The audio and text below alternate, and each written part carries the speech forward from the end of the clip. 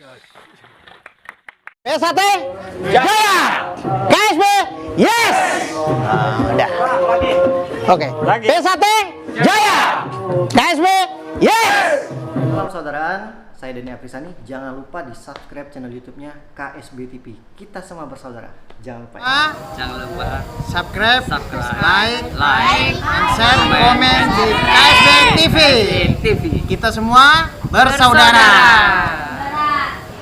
Salam persaudaraan, salam KSB. Jangan lupa like dan subscribe di KSB TV.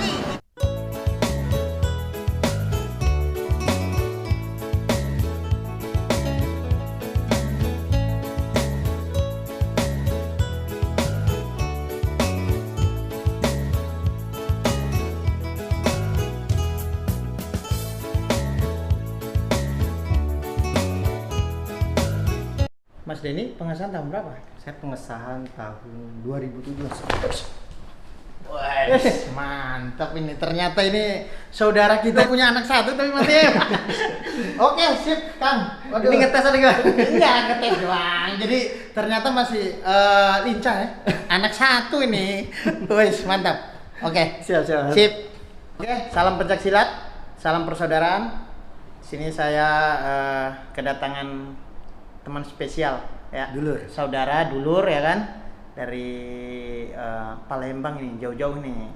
Jadi saya mau tanya sedikit nih ke Kang Mas Denny. Karena beliau pengesahannya tahunnya lebih senior dia. Kalau latihan sih mungkin Lebih senior Kang buat Noel.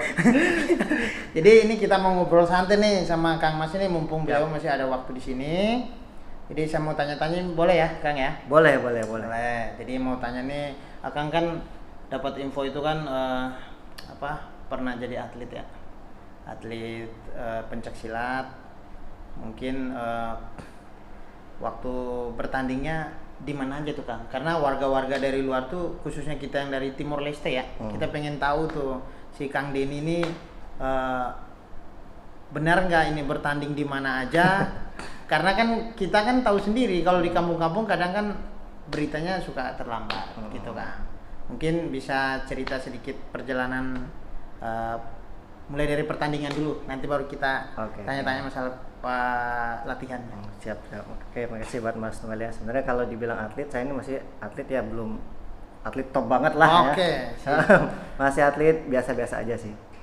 Dan terhenti juga belum di puncak emas karena terhenti karena cedera ya. Oke. Untuk di Indonesia ya berapa kali lah ke daerah-daerah, provinsi segala macam. Pernah ke luar negeri juga tapi seringnya di Indonesia. Walaupun misalkan tanding internasional mainnya di Indonesia gitu. Oh iya. Tuan rumah. Tapi alhamdulillah selama saya mengikuti menjadi atlet, saya bertemu banyak saudara ya, bukan dari kalangan ekstratis saja, tapi juga semua perguruan. Dan kita saling merangkul juga. Di luar dari semua perguruan, kalau saya bertanding ke daerah-daerah atau provinsi lain keluar kota, saya disambut nih dari dulur P1. Itu saya bangga banget sih, Mas. Ya.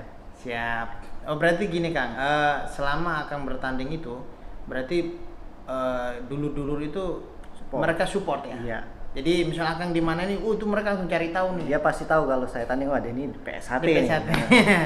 Terus ini Kang, saya mau nanya ini, latihan awal masuk P1 itu dari tahun berapa? Saya pertama kali ikut latihan itu dari tahun 2002. 2002. Pengesahannya 2007. Nah, 5 lumayan. tahun siswa.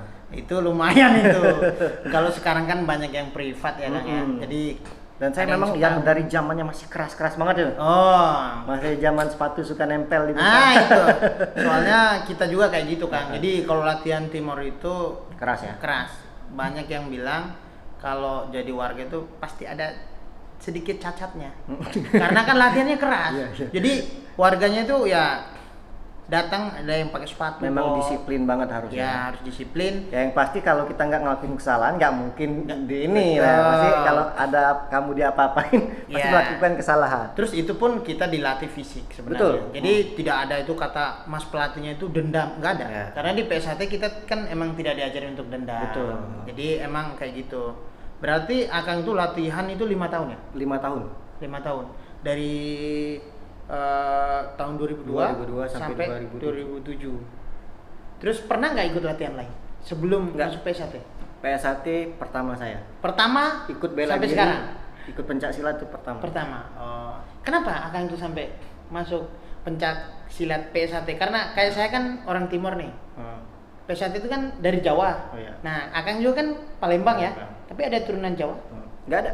Nggak ada. Nah, itu sampai keinginan untuk masuk PSAT itu ini bagaimana yang ceritanya? jawaban yang nggak mengada-ada ya. Kalau Iya, mungkin orang yang sok ini kenapa kamu ikut PSAT? Saya pengen mencari banyak saudara. Ya. Mungkin itu hal yang lumrah ya. Betul. Tapi kalau jawaban yang benar ada ketika saya pertama kali ikut PSAT itu di ekstrakurikuler sekolah saya. Oh, sekolah ya, betul. Dulu saya belum tahu ada pencak silat tuh banyak perguruan, taunya pencak silat doang. Ternyata setelah saya ikut pencak silat banyak banget nih perguruan-perguruan, apalagi ketika saya udah ngikut pertandingan, saya siswa tuh udah diikutkan pertandingan, Mas. Ya.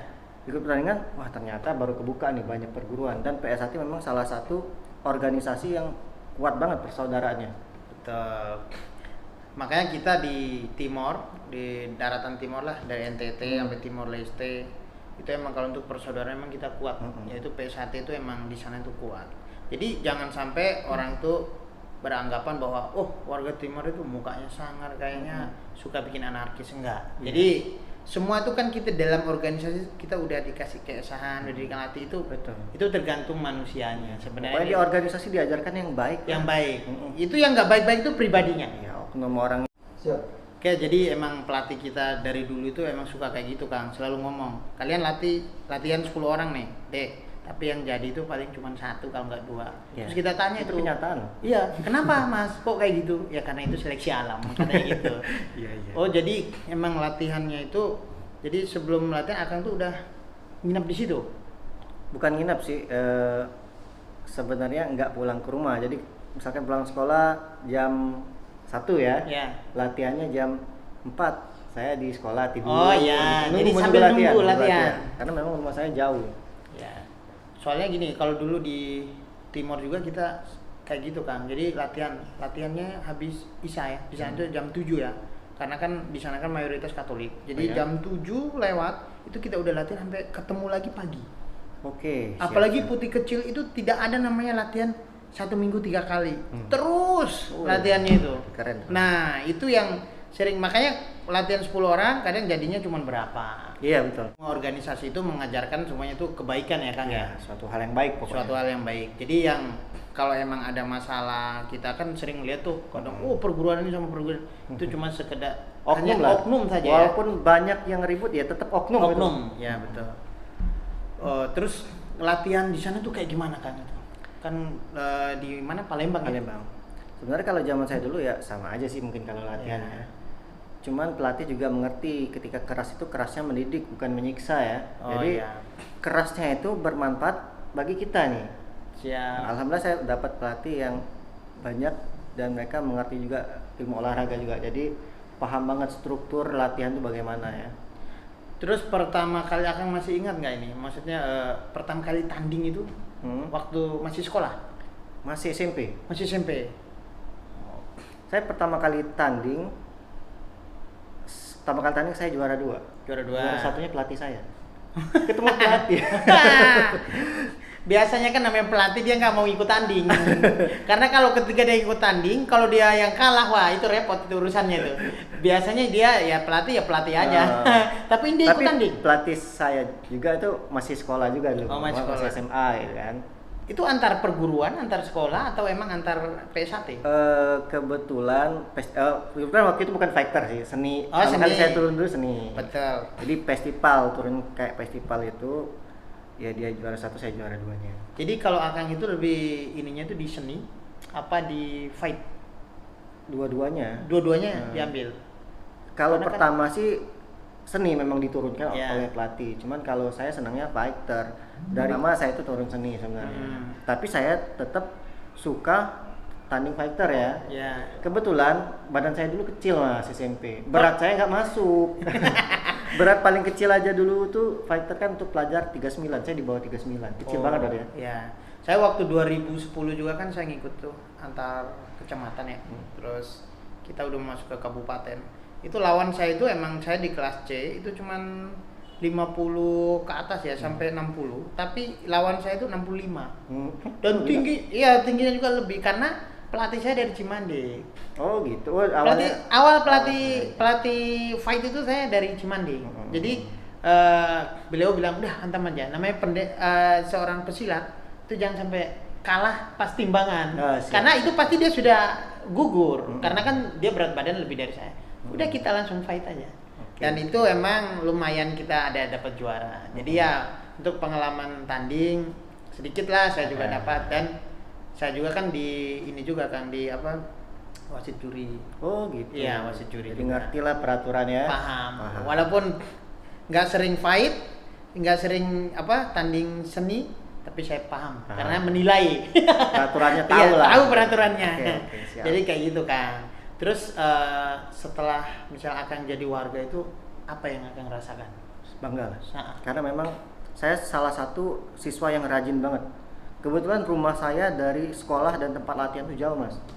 Jadi harus naik angkot, nggak kayak misal orang jalan kaki ke sekolah sampai. Kalau saya ketika saya mau latihan saya nggak pulang ke rumah, saya tidur di sekolah gitu. Karena jauh kan, bolak-balik lumayan ongkos, dan zaman dulu ya zaman masih susah gitu. Oke, perintis. Nah, tapi perjuangan saya luar biasa. Dari berapa puluh teman saya paling nggak sampai 5 jari 1 tangan ini yang jadi warga. Ya, karena kan waktu itu pelatih kita selalu ngomong gitu, Dek, kalian latihan 10 orang, paling nanti jadi 1 apa 2. Kan kita tanya, kenapa itu Mas? Seleksi alam. Waktu latihan di Timor itu saya tahunya itu SHT, itu cuma PSHT, PSH itu cuma ada 2, Esa Winongo, Esa Trate. Ketika saya datang sampai ke Jakarta aja saya nanya ini silat SHT apa Esa Winongo. Jadi jadi pada saat itu cuma tahu SH aja ya. SH aja. Terus Winongo itu yang lambangnya kayak gimana? Saya nggak tahu juga kan. Nah, jadi emang di Timor Leste emang banyak latihan PSHT. Yang sering bentrok itu cuma oknum. Sebenarnya semua perguruan tuh dia ngedidik, melatih manusia itu semuanya tuh baik. Ya baik tidaknya kembali lagi ke orangnya. Ke orangnya juga. Kita nggak bisa nih harus mendidik semua. Kita sudah ngasih yang terbaik, cuma balik lagi ke orangnya juga Mas. Iya, kembar aja belum tentu pemikirannya sama. Tuh. Apalagi yang nggak kembar. Ya kayak gitu. Kakak adik aja masih bisa ribut, kakak adik kandung gitu ya. Iya, kakak adik kandungnya masih bisa ribut. Apalagi yang lain, ya kan. Nah, terus aktivitas Akang sekarang itu apa aja?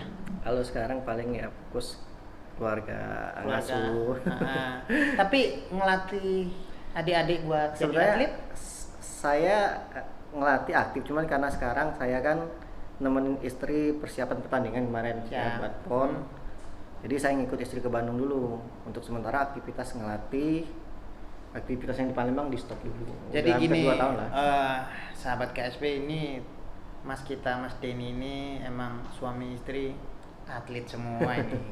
Jadi kita bangga punya. Kalau saya sih lebih tepat mantan ya. Itu mantan maksudnya. Tapi kan setidaknya dia sudah pernah merasakan atlet. Jadi ya sedikit banyak dari kami perbincangan ya.